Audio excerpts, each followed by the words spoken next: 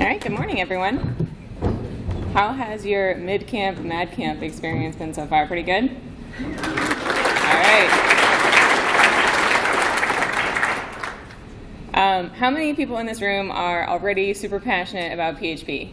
All right, I know there are people who don't want to admit it. I know you are, it's okay, and I'm going to help give you some resources to help be able to defend that, hopefully, by the end of this talk. I feel really fortunate that I'm one of those people in the world who gets to do what I love every day, and a lot of what I love involves a lot of PHP. So even though I know PHP sometimes gets sneered at a little bit, I want to share with you why I love it and why I think it's really important. But before I get into too much of the details, I want to start off by saying I am not an expert of PHP. I've been using it for 10 years. I still feel like I don't know very much about it just because there's so much to know. During my daily use of PHP, I often check php.net. I have to check syntax of things. I look up alternate ways to do things. I use it all the time, but I'm really just a user. I don't really know what I'm doing, and that's kind of part of its power, and we'll talk about that a little bit too.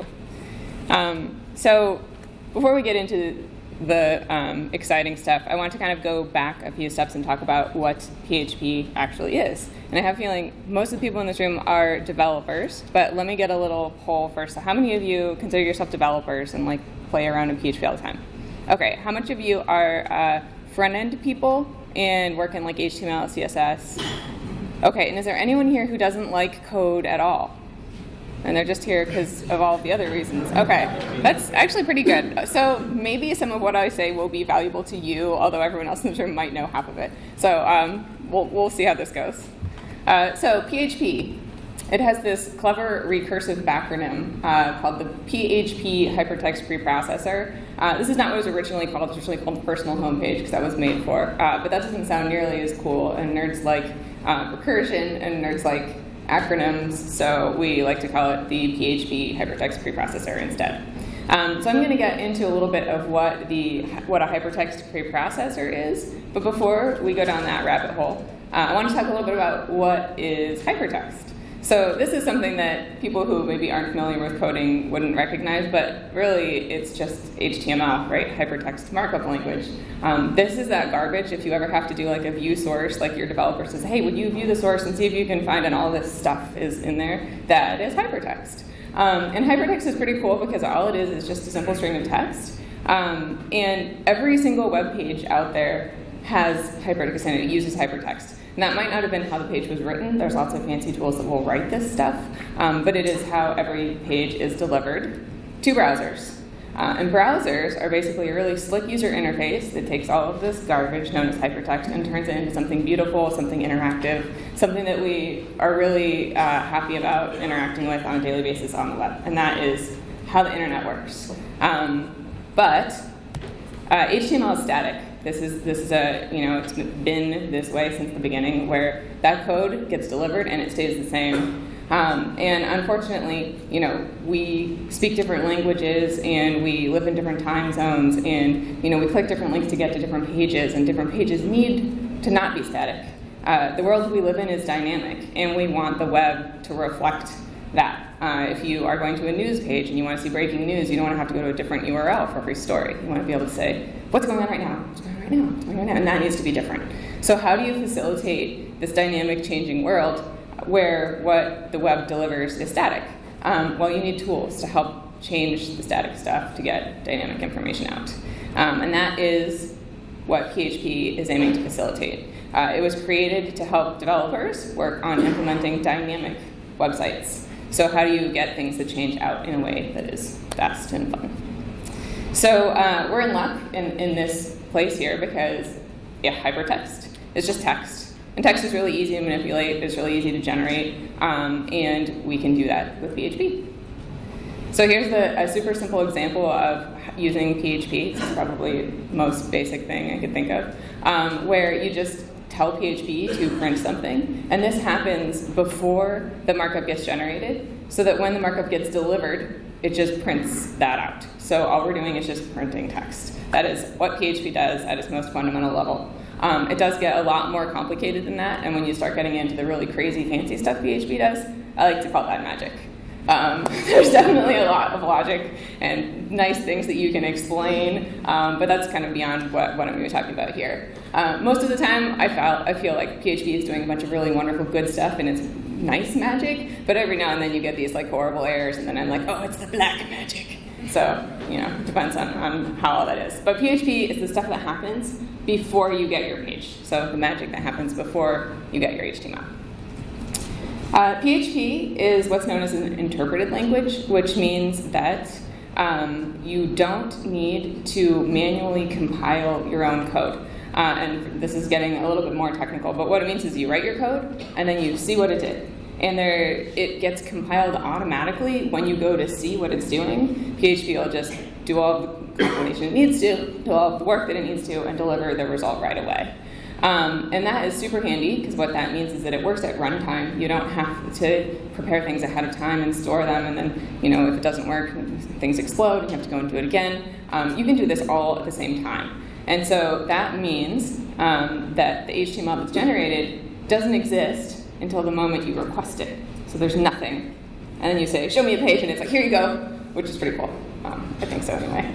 Now, I put an asterisk here because you can use PHP to do things like generate static HTML. Some of you might have seen something on Drupal called the Boost module. The Boost module is a great example of, use PHP to generate HTML, and then later when you request HTML, it's already there. So you can use PHP to do a whole bunch of different stuff, but in general, it's supposed to deliver something that doesn't exist when you request it.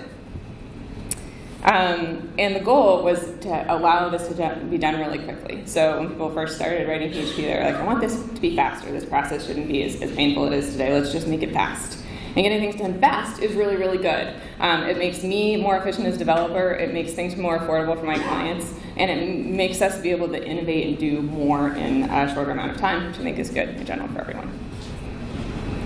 PHP is also what's known as a scripting language, which means that not only is it something you're using, maybe just to generate a web page, but it's also something that you can run to designate other tasks to happen. So it is both a programmatic language and a scripting language. I found a really neat quote on the internet yesterday that said that a script is what you give the actors and a program is what you give the audience. And I thought it was really interesting that PHP is known as both a scripting and a programming language because it does both those jobs. But we all know PHP does kind of have a bit of a bad reputation. I'm sure everyone here who considers himself a PHP developer has been in that conversation where you're some other kind of developer and you're talking about what you do and they go, oh, you do PHP. It's something that, I've been doing this for 10 years and I'm like, okay, I hear this all the time. I understand you're not going to take me seriously anymore because now I do PHP. But I would like to kind of combat some of the things that people say about PHP and tell you why I think, we are just as good as they are, maybe a little better. So here's a couple of really common complaints. I hear a lot of time, it's not as good as whatever else I'm working on. And it doesn't matter whatever else is, depending on who you're talking to, it'll change. Sometimes people will say, oh, I do Ruby and that's better than PHP, or I do Java and that's better than PHP, or I still write Fortran and that's better than PHP, or whatever it is. Someone always has a reason that whatever they're working on is better. Some people also say that PHP has outdated language features, and that's probably just because they don't know. We'll get into more details about this later. PHP is an old language. It's been around for a long time. And then a lot of bad code is written with PHP. So let's talk about each of these things in a little bit more detail. I find that the not as good as, there's lots of reasons why things can be good or bad. And depending on who you're talking to, they might favor some over the other, and that's probably why they chose the language they're working on. And I chose the language I'm working on for a variety of reasons, and I obviously think it's better for those reasons too. So it's a matter of opinion. Choose your questions wisely, and you can pick whichever language you think is best. Another thing I'd like to point out is that sometimes it doesn't matter what's better. Even if there is a way that you can objectively say something else is better, that is not the only factor in the real world. And sometimes things that are better aren't necessarily the things that win. There are a lot of complaints about PHP being a language that uses outdated features. And that's just something that was true of older versions of PHP. And if you want to use newer versions of PHP, you'll find that it has all of the tools that you're used to using in more modern languages. And if you have any questions about any of that specific stuff, I would recommend that you talk to a real PHP expert. Larry Garfield here is very knowledgeable in all of the defense of modern PHP, and he would be happy to talk to you, I'm sure, about that. So there are reasons why PHP is just as good as all of those other languages now. A whole bunch of people also complain that PHP is old, but I like to take the word old and replace it with other stuff, like PHP has proven itself, right? It's been around for a while, it's still successful, it's still here today. PHP is stable. Yeah, it's been around for a while, but it's got releases that are in the positive numbers, which is good, or not non-decimals. And it's doing a lot of fancy new things in spite of the fact that it's been around for a long time. So just because something's old doesn't necessarily mean that it's bad. Unfortunately, there is often a lot of bad code written in PHP. And people will say this all the time, and there is a lot of truth in this statement. There's a lot of bad code everywhere. There's bad code in every kind of code that is around, and guess what? There is code all around us. There's code in our computers and our phones and things that we're aware of. There's also code in things we aren't aware of, like the light switches in this room are probably driven by code. Your car has computers in it now. Everyone has like smart watches that has code in them. People who have dumb watches don't know. There's probably code in those as well. I mean, there are people who have refrigerators that have code in them, and most of that code is completely invisible to us. We don't ever get to see it. It's probably also really bad code. But PHP is the code you can see. Right? And there's a couple of very important reasons for that. PHP is all over the internet. Right? People write code and they post it on the internet. Well, PHP is used to write the internet, so it makes sense that people who are writing the code for the internet are going to put it on the internet. So it's very visible. Everyone can see code on the internet. So you see bad code, good code, all PHP code is very visible. PHP projects are also open source, so a lot of them. So you get to see more PHP code than maybe you'd get to see of Java code, because you can dig into any of these projects that are written in PHP and take a look what's going on. So that doesn't mean that PHP code is worse than Java code, you just noticed. And PHP is often people's first code, right? I remember back when I first got started on Drupal, they had a section of their website for code snippets. And I would put code snippets up there all the time. I was like, oh, look what I just did. I rewrote my breadcrumbs. Here's some code, right, or whatever it is. And if I go back now and look at those code snippets, I'm like, oh my God, I can't believe I posted this on the internet for everyone to see. But I was so proud of myself in that moment where I wrote some code and the thing did the thing I wanted it to do. I had to share it with everyone. And for sure, I was just learning. I didn't really know Drupal. I was only so familiar with PHP. And I posted on the internet, and now other people are going to find that and be like, oh, there's bad code in PHP. And it's like, well, yeah, it was my first code. And I think that it's really important that people have the ability to write that first code. People need to learn to code, and PHP is a great place for people to do it. So PHP is something I love. And I'd like to talk a little bit more about why. And I'm not sure I can necessarily verbalize exactly why I think PHP is so fun, but I'm going to cover a couple of other things that I think are super important, and I think by the end of it, you might start to see why I think it's fun. So we'll see how this goes. PHP itself is open source. So we talked about how sometimes projects written in PHP are open source. PHP itself is open source, so the code that is used to make PHP can be edited in the same way that the code that's used to make Drupal can be edited, which means that if you find any flaws in it, you can change it, which is great. But open source is important for a lot of other reasons. Anyone who can see inside the code can find bugs in the code. I would also like to say that anyone can fix bugs, but depending on the open source project, that anyone may vary. You might not have the ability to fix the bugs, you might not have the access to fix the bugs, but the fact that you can find them and usually report them means that you can help move that project forward. And moving a project forward by hundreds of thousands of people allows that project to innovate much faster than if it was just one person. PHP is free. And this is super important in places where people can't afford to pay for things like code. You want to change the world, and you need a website to do it, and you don't have any money, that's okay. You can make that happen still, which is good. And I think trying to level the playing field and give people who need empowerment the tools to do it is super important.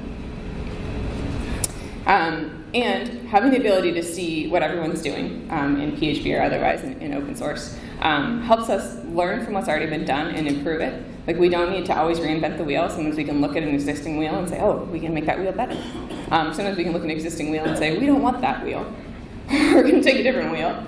But the fact that we have the ability to evaluate 50 wheels is really great. We can exchange ideas about why did you choose that wheel, and why did I choose this wheel, and let's talk about the pros and cons of both, and both projects can usually move forward, which is really good. And PHP itself is one of the front runners of open source, which is also really important to me. PHP is almost universally supported, so almost anyone can use it, which is great. Any one of the web hosts that you are probably all using today support PHP, which is really great. You can have a static HTML on a server and not know if there's PHP there, and then one day be like, oh, I want to add a contact form with PHP script, whatever you want. And guess what? Surprise, it's there. It's in the background. It's just something that is everywhere. You can need it, which is great. And it runs on all platforms too. So if you want to do local development, most computers have PHP installed already. If not, there's really good software that'll help you get it running. So it's a really good place for people to start working on their own machines too. And it runs on almost all web servers as well. So everything that people are currently running can support PHP and do what they need to do. And PHP also is really good at dealing with database-driven websites and works with hundreds of databases as well. PHP is also really simple. There was a talk that came out, I think it was earlier this year, maybe maybe this time last year, I don't know, about simple versus easy, which I thought was super interesting. And the main takeaway is that things that are simple are easy, but not all things that are easy are simple. And PHP is one of these things that can be used simply, which is really powerful, but it also can be used in a more complex nature. But the fact that you can use a powerful tool simply means that it is easy, or it can be easy, which is really good. So a couple of the things that make PHP easy are the fact that it has a common recognizable syntax. So if you use Java or C or any other language that uses a C-like syntax, you're going to look at PHP code and you're going to be able to read it top to bottom. So it's not going to have a huge learning curve associated, which is good. And if you haven't seen any other code, that's also okay, because PHP is a perfect language for people who are complete beginners. And I know that when I was first a beginner in PHP and in Drupal and everything else, I was really concerned about being a beginner, about saying things that I thought might not be correct because there's all these experts around me and I don't know what I'm talking about. But I would just like to encourage anyone that does consider themselves a beginner to be okay with that and just say, I'm a beginner, this is my idea, because we need more beginners. And you'll find that if you say you're a beginner, people will help you, which will get you over the beginner learning curve faster. And we need a lot more beginners to have more experts. So everybody was there once. And we need more experts. So starting somewhere is super important. The world we live in right now is a really cool place. We have a bunch of great technology that's coming up, and almost all of the stuff that we're working on has a shortage of developers. Like, we feel this in the Drupal world, we feel this in the larger tech world. This is happening in hardware development, it's happening everywhere, where we have all this great idea. We've got these great ideas, and we don't have anyone working on them. We don't have enough people working on them. I read this great article from this lady named Kate Hilson last week about how criticism affects communities. And as I was reading her article, I noticed her Twitter bio said, I do everything, but I'm just most needed in software right now.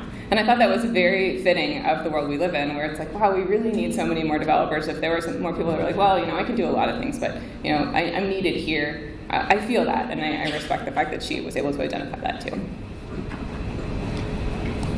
So PHP is also being used to solve a lot of really hard problems in the web world, and I'd like to talk about a few of those too. We talked about it being simple and easy, but it can also be super complicated. PHP runs a bunch of very sophisticated template engines. Some of these you may have heard of, and some of them you haven't. Twig, obviously, is the new template engine in Drupal 8. There are a bunch of other PHP-based template engines too. When I looked this up, I was surprised by how many of them there were. When I first started working in PHP, I actually wrote my own template engine, which was not good. It was first code. But it was the kind of thing where, as a HTML developer, you're looking for efficiency. And you're like, oh, I write all this HTML code. If I could stick it together with PHP, that would be good. And then you come up with a template engine-like thing. And then I looked at the internet and was like, wow, everyone else has come to the same decision that I have, only, before me, and they've done a much better job. And I started learning about things like Smarty and other template engines. And PHP is a perfect language for sticking things together. So it's a great place to start with that. PHP is also used for frameworks. So this is another thing where, as a developer, if you're looking for efficiency in how you write code, you find yourself writing a user login system over and over again. And you're like, wow, I wish I had some of these basic building blocks that I could just put together to build my project. Other people have also thought that, and they've built a bunch of really great solid frameworks made of PHP that will help you find efficiency in that way too.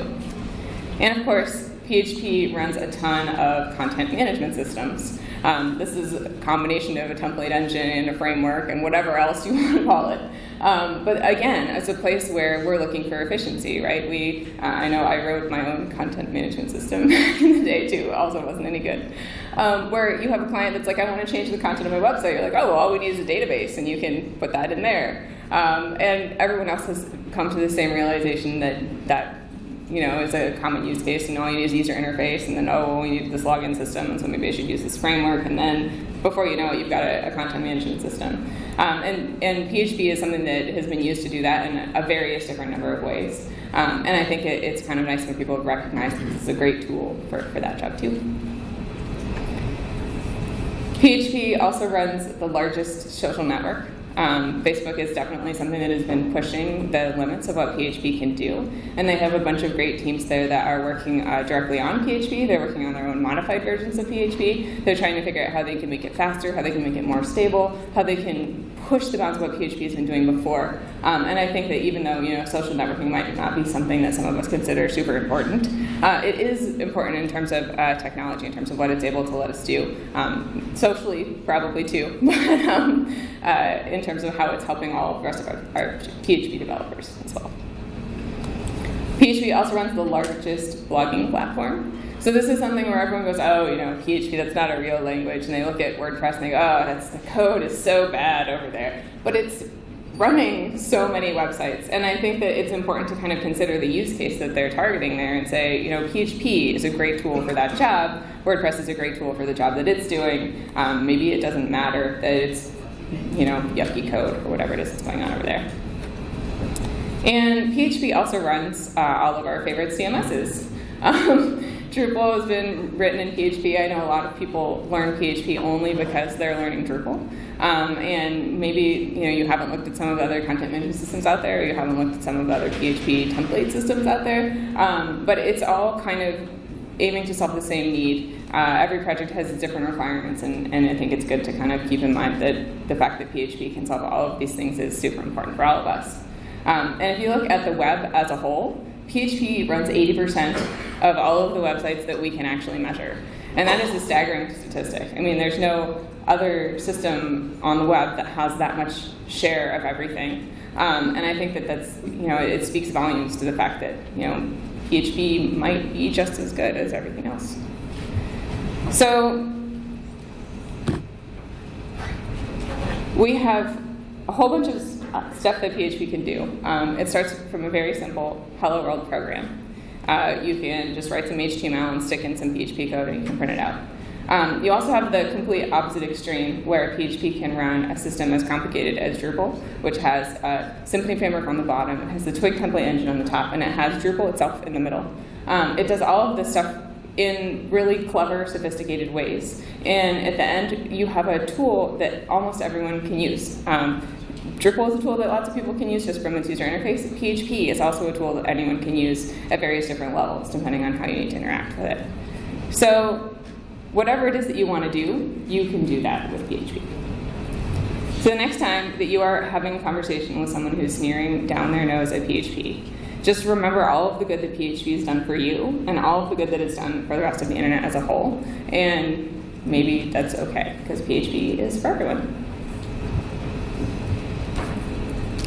So I'm going to go ahead and wrap this up a little bit early, but if anyone has any questions about PHP, you might be able to answer them. There's a bunch of other stuff we can talk about as well. So does anyone have anything they'd like to ask? Yes? I guess I had a question, not specifically about PHP, but learning a programming language. I feel like Drupal 7 and also Drupal 8, I see a lot of people who learn PHP because they like Drupal, which is great because the motivation factor, because they like, it's already found something they like. But I don't feel like it's a very good way to learn programming because, I mean, one, it's very complex, and Drupal has a lot of Drupalisms in 7, and Drupal 8 is also very complex. So do you have any recommendations as far as learning PHP because you're totally new? So the question was if I had any recommendations for how to learn PHP, because there are a lot of people who try to learn PHP through Drupal, and that is starting kind of in the deep end in terms of learning how to swim. And I would say, I would not start if you were trying to learn a programming language by learning Drupal. It's a very complicated place to jump in. The way that I learned it was by starting by watching some tutorials or reading a book that talked about the very basics of, how do these files work on your web system? How do you edit them? How do you get data in? How do you get data out? At the very most fundamental level, especially with something like PHP, those kind of tutorials you can do in half an hour, and it'll give you a lot more information than if you started on a Drupal tutorial in half an hour. And if you start with like writing a HTML file, putting PHP in it, then writing a PHP file and pulling HTML together, then starting to work on maybe submitting forms, like doing some of the most basic things you need to do in PHP, you'll get a much stronger understanding of the problem space that you're in, so that when you go to Drupal, which has all of these problems solved, you'll understand why it's doing things the way it's doing it. If you jump in and you're like, okay, I need to learn PHP, I'm going to write a module, and then there's a whole bunch of stuff going on in that module that you might not understand why it's even there in the first place. That's a much harder place to start from. That said, if what you need to do is not learn a programming language but write a module, you might be able to follow tutorials on how to write a module without understanding the fundamentals of the language. So if you want a comprehensive understanding of the language, I would say don't start with Drupal, start with something a lot more basic and work your way up. If what you need to do is, I have this problem, I know that I need to write a module, I have a documentation on what needs to be done, you can follow that and get that done without the comprehensive understanding. So it depends on just where you want to end up. Yes, in the back. Maybe to follow with that, has Drupal become a reference for best practices for complex programs in the sort of way that Linux kernel is a reference for C programming? So the question is, has Drupal become a reference for best practices in terms of development? I hope not. There's definitely some things the Drupal project does really well. Like, our code is immaculate. Like, we have these crazy coding standards that's very easy for you to point at and say, oh, you forgot your trailing space at the end, and you don't have, using tabs instead of spaces. And so when you open the code, it looks beautiful. But I don't think that a lot of the code that's in Drupal now was written the way it was 10 years ago, or maybe not anymore, but it was written a long time ago, and it was solving the specific problem we had there, and a lot of that code doesn't get any attention unless it's broken.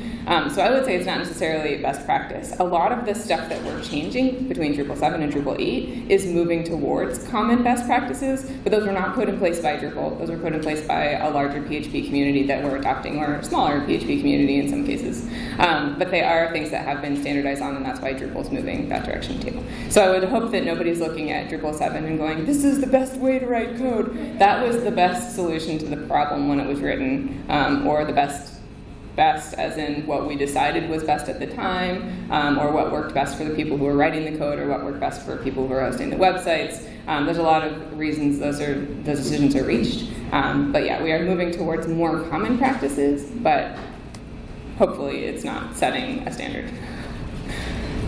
Yes, in the front. Is there a pull by the PHP community to other communities that use PHP to contribute to PHP development? Is there a pool? Yeah, is there an expectation or is there an ask? So there is a group called, I think the question is, are we trying to get everybody who's using PHP to contribute to PHP itself? Kind of. So there is a group called the PHP Interoperability Group, or framework interoperability group, which is made up of a bunch of different people who work in a bunch of different PHP frameworks. And they all are talking about better ways to get these things to work together. And they're trying to standardize on things like, the way your version string is formatted, or how things are included with one another. And there is work that everyone's trying to work together. I don't think all of these projects are expected to contribute to PHP itself, but that kind of happens naturally, especially in open source, where you're like, oh, I've run into this limitation of my language. How do I fix it? I mean, it's the same as working on a Drupal project, where you're building a website and you run into a problem with core. You're like, well, my site needs this problem fixed. I'm going to fix it for my site, but every time there's a new version of Drupal core, I don't be making this fix again and again. So instead, I'm going to take this fix, I'm going to give it to the core team, I'm going to open an issue and say, I found this problem, here's the solution, submit, and then hopefully that fix will get into the next version of core so you don't have to worry about it. It's the same exact thing on a deeper level, where if you run into a fundamental problem with the way the PHP language works, you need it fixed for your use case, for example, Facebook. You're going to say, well, I have to keep up with the latest version of PHP. I don't want to keep hacking this thing, which is what they're currently doing. So let's put someone in charge of making sure that these changes get into the next version of PHP so that everything always is going to run faster for everyone. And the next version of PHP looks amazing. PHP 7 they're doing a whole bunch of benchmarks on how fast it is, and on a typical WordPress site, and there's a bunch of questions about what that is, it's supposed to be like 100% faster. Now, I don't know how that number was reached, but they are doing significant improvements in the way that PHP works to make it faster, to make it just work better. So it's not an expectation necessarily that all these projects using PHP will contribute back to it, but because a lot of them are also open source projects, we all kind of work in the same way, and that will happen naturally. Hope that answered your question. All right, yeah, Larry? To add on to that, if anyone is interested in working on PHP itself, the best place to get started is the Go PHP 7 EXT project, which is let's port all the PHP extensions themselves to PHP 7. Liz Smith is organizing it. There's an IRC group. If that's something you're interested in doing, I highly encourage you to get involved with that. So anyone who wants to work on PHP itself should go to PHP 7 EXT. Go PHP 7-EXT. Go PHP 7-EXT, and that's a place where you can get involved. All right, yes? How do you see PHP evolving to stay relevant in the future? So this might be a better question for Larry. But there's a lot of really great stuff that is happening, coming in future versions of PHP, and he knows a lot more about all of the details that it's doing. I am the use it simply type, where I want to use it in the highest level possible, where I don't necessarily need to understand all of the fancy stuff that's going under the hood, but I am trusting in people in the PHP community to continue moving in that direction, and I will use it when it gets here. But yeah, it's a good question. Is there anything else? Yes. I feel like you could string replace the slides and take the string PHP and replace it with WordPress, and it still is largely applicable. And I'm wondering if you think that we're too hard on projects which we consider, or that we have at times made fun of or considered inferior. Is that? So I'm repeating, your statement is that you think we're too hard on products we think are inferior? I feel like we've been on the other side of this in different ways. Yeah. For a lot of us in this room. I mean, I hear things.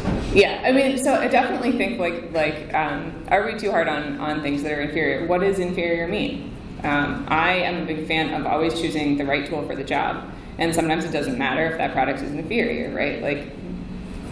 That's true in a lot of different areas. It is not just the quality of the product that determines its success. There are a lot of other factors. How easy is it to use? How shiny is it? How much does it cost? There's a bunch of stuff that goes into determining what is going to make something successful. And especially as developers, we look at these projects from a very logical perspective and say, oh, this is messy, this doesn't make sense, this is inefficient, this is bad.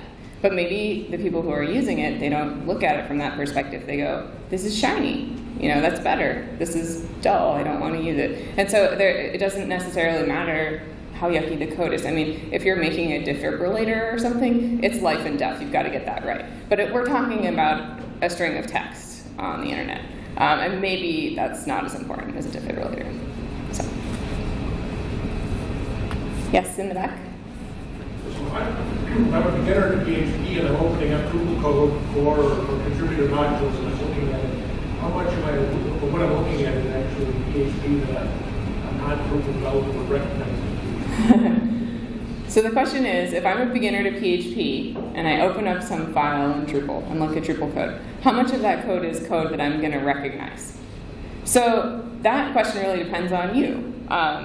What have you done in PHP? Like a PHP beginner could have learned in any number of places. If you learn to write PHP code as part of the Symfony project and you open up Drupal 8, you might recognize a lot of that code. But if you learn to write PHP as your own homegrown handwritten template engine, you might not recognize any of that code.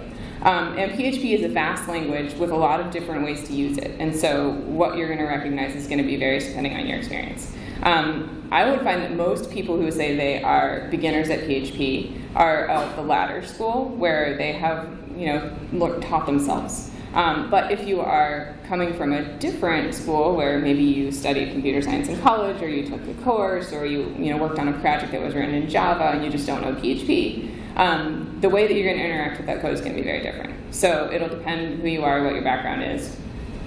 I don't know.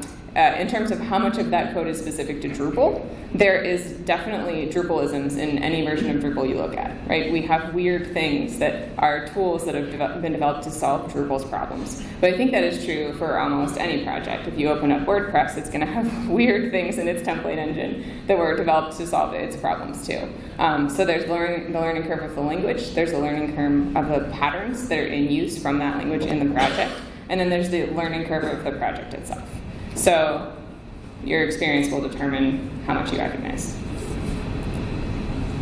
Yes? Now these days, bandwidth is plentiful.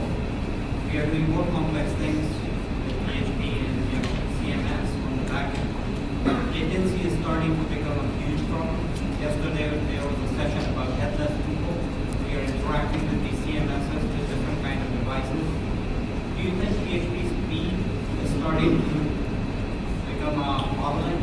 We have a huge armada amount of things, Memcache, Varnish, this and that, all supporting this ecosystem.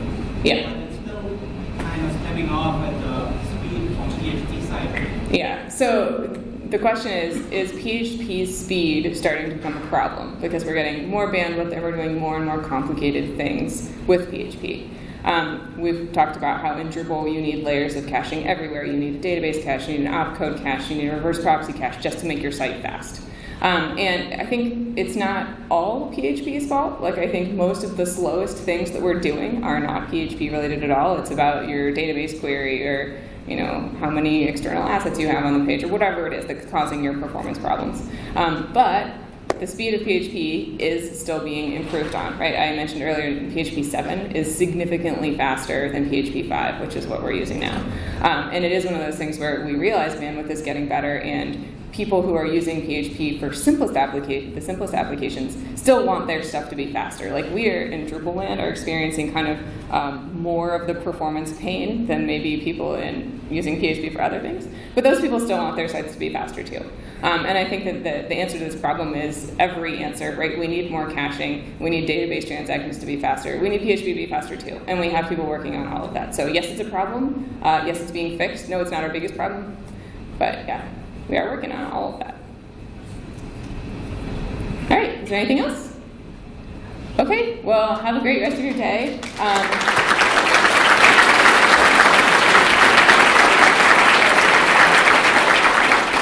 There's a link on the slide if you want to go to Joined In and review this session. There's also, you should be reviewing all of your sessions online. And yeah, I'll see you guys around.